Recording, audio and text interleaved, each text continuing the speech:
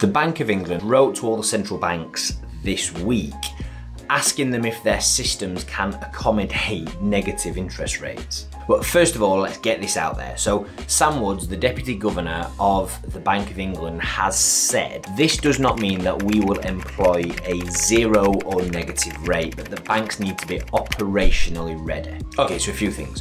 One, I think I've heard this somewhere before. First, the Bank of England is going to drop the base rate to a negative, effectively the interest rate what banks lend to each other at. And the minute they do that, you'll then get high street banks giving negative interest rates.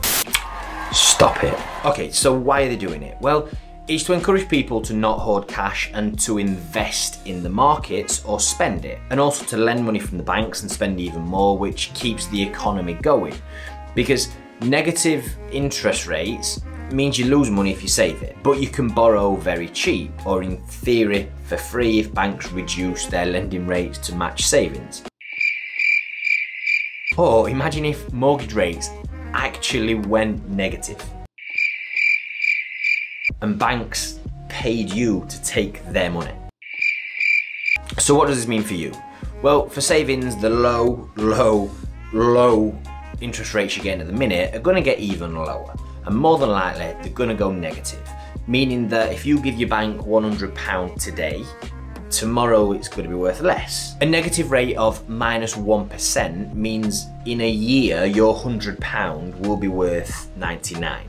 So if you want your money to keep its buying power, you need to invest it. But what about mortgages? Well, this is an interesting one. Will mortgage rates follow suit? Because surely if the banks are borrowing at less than 0%, i.e.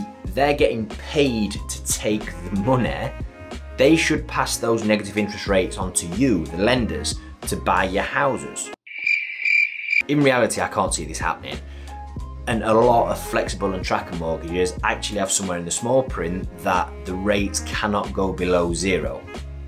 Shame. So it all sounds really positive and for the greater good. So why don't they just do it? But there's concerns from the Bank of England that the bank's IT systems can't handle it because they've never been set up to deal with negative rates before. I'll tell you what it does remind me of when computers worldwide were going to just explode and planes were going to fall out of the sky at the turn of the century. At the stroke of midnight, January 1st, 2000, elevators may stop. Airplanes and trains may come to a halt. There's also worries that it could squeeze bank profits in a time when they really can't afford it. So what happens next? The banks and financial institutions have all been asked to respond with answers about costs, about tech requirements, and the possible consequences by November the 12th. So I suppose once the Bank of England has reviewed that, we'll have more of an answer. And this is where I want your opinion. And I want to ask you 3 questions for you to comment below. So 1, do you think the Bank of England will make rates negative? 2, do you think high street banks will be as quick to pass on those negative savings rates? And 3, do you think the banks will also reduce mortgage rates to follow suit? Drop us a comment below and have a beautiful day.